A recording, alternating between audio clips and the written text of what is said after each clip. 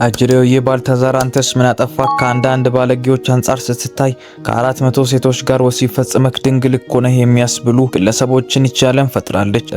ለብልግናውማ ባልታዛርን ጨምሮ ከሱ ጋር ያደሩ 400ዎቹን ባለጌ ናቸው ማለት የተገባ ቢሆንም አባይን ያላየ በኩሬ ያመሰግናል እንዲል ተረቱ እነ ኤፒስቴንን ያላየ እነ ፒዲዲንም ያልሰማ በእውነቱ በባልታዛር ያመሰግናል ቢባል ነውር የለውም።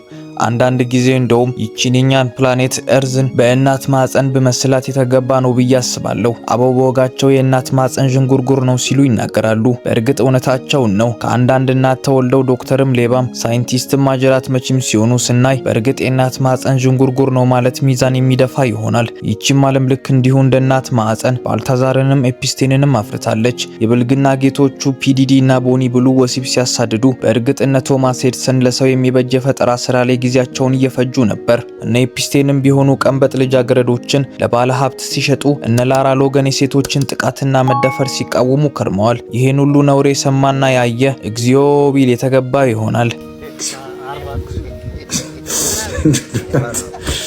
እግዚአብሔርም ይሄን አይነት ነገር እንዳላይ ከእንደዚህ አይነት ነገር የጸዳች ሀገር ሰጥቶኛል ቢል ደግሞ እዛ ጋር የተሳሳተ ይሆናል። እምዬ ኢትዮጵያ ይመርልሽ ሰብሉ አውድማው ጎተራው ይሁንልሽ ሙሉ በቸር ውሎ ይደር ጋራ ሸንተረርሽ ወንዛ ወንዝሽ ሁሉ ተብሎ የተዘፈነላትን ኢትዮጵያን እነ ኢትዮጵያዊው ባልታዛር ገመቺስ ደበላ የምዬ ኢትዮጵያን አውድማና ጎተራ በሙስና እጃቸው ቦጥቡጦ እሱም ሳይበቃቸው ጉዳይ ለማስፈጸም ቀንበጥ ልጃገረዶችን ብቻ ሳይሆን ባለትዳር ሴቶችን በወሲብ ገመዳቸው ጠልፎ በመጣል ስራ እንዲሰሩበት የተሰጣቸውን የመንግስት ቢሮ ልክ እንደ ባልታዛር ባንጊንጋንጎ ወሲብ መፈጸሚያ የሚያደርጉ ልጆችንም የኢትዮጵያ ፍርታለች። የእነዚህን ሰዎች ታሪክ ያየና ይሰማ በእርግጥ እንዲህ ይቻላል እንዴ ብሎ ቢጠይቅ ምንም ስህተት የለውም። የእነዚህን ግለሰቦች ታሪክ የሰማና ያየ ደግሞ እንደ ዕውቋ ቀንቃኝ ሰምቶ ዝም አለ ጆሮዬ አይቶም ዝም አለ አይኔ ሰው ከታገሰ ከቻለ ትዕግስትን ያህል ምን አለ ብሎ አይቶም እንዳላየ ሰምቶም እንዳልሰማ ዝም ብሎ ሊኖር ይችላል። ከ8 ቢሊዮን ህዝብ መሃል ደግሞ እንደው የባልታዛር አድናቂ አይጠፋምና ባልታዛር ባንጊንጋንጎ ከ400 ሴቶች ጋር ወሲብ ፈጸመ ሲባል ሰምቶ አቦ አረካኝ የሚልም ይኖራል። የሆነው ሆኖ በዛሬው ዝግጅታችን ባልታዛር ይማረን እነዚህን ስንሰማ አንተስ ያረከው የጨዋ ሰው ግብር ነው ያስባሉ 4 ግለሰቦችን እንመለከታለን። ታዲያ እናንተም ላይክና ሰብስክራይብ እያደረጋችሁ ያላችሁን ማንኛውንም ሐሳብና አስተያየት በኮሜንት መስጫ ሳጥን ውስጥ አስቀምጡ እያልን እስከ መጨረሻው አብራችሁን እንድትቆዩ ጋበዝናችሁ። ክቡራን አድማጭ ተመልካቾቻችን ለቻናላችን አዲስ ከሆናችሁ ሰብስክራይብ እና ላይክ በማድረግ ዓለም ላይ የተከሰቱ መሳይ ታሪኮችን ወቅታዊ ጉዳዮችንና የታላላቅ ግለሰቦች ታሪኮችን የሚያገኙ ይሆናል። የመጀመሪያው ግለሰብ ዓለም ስለሱ ሰምቶ እግዚኦ ያለለት ሰው ፒዲዲ ወይም ሾን ኮምብስ ይባላል። ፒዲዲ ሲደፍር ወይም ወሲባዊ ጥቃት ሲፈጽም ሴትና ወንድ አይለይም። እሱ ጋር የተጠጋ ወንድም ከሆነ ይደፈራል፣ ሴትም ከሆነች አይቀርላትም ትደፈራለች። አጅሬ ሆዬ ፒዲዲ ጋር የዓለማችን ዕውቅ ሙዚቀኞች የወሲብ ጉዳይ ነበራቸው። ራሳቸውም ረክሰው ገና ታዳጊ ቀንበጥ ልጃገረዶችንም ያረክሳሉ። በአልኮልና መድኃኒት ይደነዝዛሉ። ከዛ ልቅ የሆነውን በአንድ ጊዜ ከብዙ ሰው ጋር የመዳራትን ነውር ይከውናሉ። ይሄን ጉድ የሰማ እንዲህ ብሎ ቢተርት የተገባ ይሆናል። በመጠጥ ደንዝዞ በአልኮል ፈዞ ምን አለ ባልመጣ በቀረ ሴት ይዞ ብሎ ቢተርት አንድ ሰው ነውር የለውም። በመጠጡ ፈዞ በአልኮል ደንዝዞ ዛሬ እንኳን ባረፈ ባልመጣ ሴት ይዞ አሜን። የሚገርመው ደግሞ ፒዲዲ ይህን ሁሉ ሲያደርግ እንደ ማስረጃ በማለት የሰራቸውን ኃጢያቶች በስውር ካሜራ ቀርቶ ያስቀምጣል። ያገባትንም ሚስት እንኳን ሳይቀር በሌሎች ሰዎች እያስደፈረ የሚደሰት እምቢ ብላ ስትለው ደግሞ እየደበደበና እያስፈራራ የሚፈልገውን ነገር እንድታደርግ የሚያስገድድ ሰው ነበር። ስለ ፒዲዲ ዓለም በደንብ መነጋገር የጀመረው ኬዚ ቬንቱራ ላይ ባደረሰው አካላዊ ጥቃት ሲሆን በቪዲዮ ቅጂ ላይ እንደምታዩት ፓፍ ዳዲ ኬዚ ቬንቱራን ሲደበድብ ያሳያል።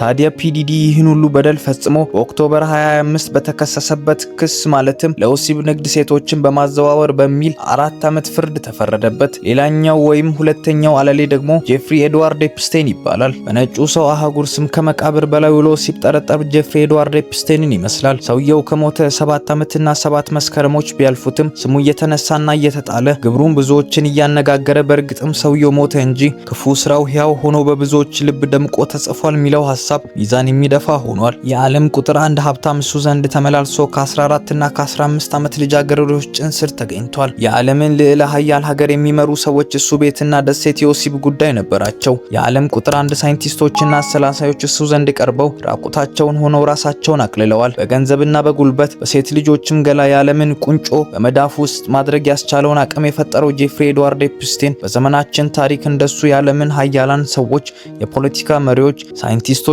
የንጉሳዊ ቤተሰብ አባላትን በአንድ የሴራ ድር ያጋመደ ግለሰብ አልታየም። በእርግጥ ኤፕስቲን ቢቀበርም ሐቅ እሱን ተከትላ መቃብር ወርዳ አልተቀበረችም። ዶናልድ ትራምፕ እዚያ የሴቶች ጭን ስር ተገኝተዋል። ክሊንተንም በዚህ ምክንያት ምክር ቤት ፊት ለፊት ሊቀርቡ እንደሆነ እየተሰማ ይገኛል። ኤለን መስክም ቢሆን ግዳይ እንዳያሞራ እዛ ኤፕስቲን የወሲብ ደሴት ሲያንዣብብ ከርሟል። ቢል ጌትስም በዚህ ምክንያት ሚስቱን ፈቷል እየተባለ የማይነሳ የማይጣል የለም። የአሜሪካ የወቅቱ ፖለቲካ ኤፕስቲን በተባለ ግለሰብ ምህዋር ዙሪያ እየዞረ ያለም ይመስላል። ከአሜሪካ አልፎ ተርፎ ለእንግሊዙ ልዑል፣ ለኖርዌዩም አልጋ ወራሽ የ14 እና የ15 ዓመት ኮረዳዎችን ለወሲብ ተግባር እያቀረበ ደስታቸውን ሙሉ አድርጓል። ከመላው ዓለም ያሰባሰባቸውን ቆነጃጅት ሕፃናትን በግል ደሴቱ ላይ እየወሰደ የዓለም ዲታ ሀብታሞችን በወሲብ እንዲያረኩ ያደርጋል። የአሜሪካ ፕሬዝደንቶችን በእነዚህ የወሲብ ደሴቶች እንደተሳተፉ ለዚህም የቪዲዮ ማስረጃ እንዳለ የምዕራብ ጋዜጠኞች እየዘገቡ ይገኛሉ። እንደ አውሮፓውያን አቆጣጠር በ2019 በማረሚያ ቤት ውስጥ በምስጢራዊ ሁኔታ መሞቱ ደግሞ እውነቱ ተቀበረ ወይ ስለ ሴራ ተንታኞች እንዲመች ሆነ የሚያስብል ጥያቄ አስነስቷል። የሞቱን ምክንያት ራሱን አጠፋ በማለት የገለጸው የአሜሪካ ፍትህ ዲፓርትመንት ቢሆንም ሊታመን አልቻለም። በተለይም ከጸያፍ ድርጊቱና ከአሰቃቂ ወንጀሎቹ ጋር የምዕራባውያን ፖለቲከኞችና የቢዝነስ ዓለም ሰዎች ስማቸው በብዙ መነሳቱ፣ የቪዲዮና የሰነድ ማስረጃዎችን መቅረቡ የሰውየውን ሞት ተራ ሞት አድርገው ለመቀበል የሚቸገሩ ሰዎች ምክንያት ሆኖ እያነሱት ይገኛሉ። ሶስተኛው አለሌ ደግሞ ባልታዛር ኢባንጊንጋንጎ ይባላል። ባልታዛር ኢባንጊንጋንጎ የሀገሪቱ ካዝና ጠባቂ ተደርጎ ቢሾምም አጀሬው የባልታዛር የገንዘብ ነገር በአፍንጫ ይውጣ ብሎ ስራ እንዲሰራበት የተሰጠውን ቢሮ ከ400 በላይ ሴቶች ጋር ወሲብ መፈጸሚያ አድርጎ እሱም አልበቃ ቢለው እዛ ወሲብ በሚፈጽምበት መንግስታዊ ቢሮ ውስጥ ካሜራ ደቅኖ ሴቶቹን ምን እንዳስነካቸው በማይታወቅ ሁኔታ ወደ ካሜራው ተመልከቱ እያለ ከብዙ ሴቶች ጋር የመዳራትን ነውር እንደ ጀብድ ለማስታወሻ እያለ ያስቀምጣል። አዎ ባልታዛር ሲባል ስሙ አዲስ ላይሆንባችሁ ይችላል። እንደውም አንዳንዶቻችሁ በአደባባይ የተለቀቀውን የወሲብ ቪዲዮ ተመልክታችሁም ሊሆን ይችላል። ነገር ግን ጉዳዩን አጃይብ ያስባለው ከተለቀቁ የወሲብ ቪዲዮዎች መሃል አብዛኞቹ በቪዲዮ ላይ ያሉት ሴቶች የመንግስት ባለስልጣናት ሚስቶች ሲሆኑ የሀገሪቱ መከላከያ ሚኒስተር ሚስትን ጨምሮ እስከ ሀገሪቱ ፕሬዝዳንት ቴዎድሮ ኦቢያንግ እህትና ልጅ የተሳተፉበት የቢሮ ውስጥ የወሲብ ፊልም የተገኘበት ቅሌት ሆኖ ተመስግቧል። 400 ሴቶች ስላችሁ አጀሬው ባልታዛር በቪዲዮ ቀርቶ ያስቀመጣቸው ብቻ እንጂ ቪዲዮ ሳይቀዳ ወሲብ የፈጸመበት ወቅትና ጊዜ እንዳለ ልብ ይለዋል። የባልታዛርም የፍርድ ሂደት በዓለም አቀፍ ደረጃ ትኩረት የሳበ ሲሆን ምንም እንኳ በወሲብ ቪዲዮቹ ጥፋተኛ ተብሎ ባይጠየቅበትም ፍርድ ቤቱ ግን ትኩረት ያደረገው መጀመሪያ በተገኘው የገንዘብ ምዝበራ ወንጀል ላይ ነበር። በነሐሴ 2025 ላይ ፍርድ ቤቱ ባልታዛርን በሙስና ያለ አግባብ ባለሀብት በመሆንና ስልጣንን ያለ አግባብ በመጠቀም ጥፋተኛ ብሎት የ8 ዓመት እስራት ፈረደበት። የመጨረሻዋ አለላይ ቦኒ ብሉ ስትባል ስለሷ ደግሞ የሰራነው ቪዲዮ ከዚህ ቀደም ስላለ እየገባችሁ እንድትመለከቱ ጋበዝናችሁ። ክቡራን አድማጭ ተመልካቾቻችን ለዛሬ ያዘጋጀንላችሁ ፕሮግራም ይህን ይመስል ነበር። ያላችሁን ማንኛውን ሐሳብና አስተያየት በኮሜንት መስጫ ሳጥን ውስጥ አስቀምጡ እያልን በሌላ ዝግጅት እስክንገናኝ መልካም ጊዜ ይሁንላችሁ።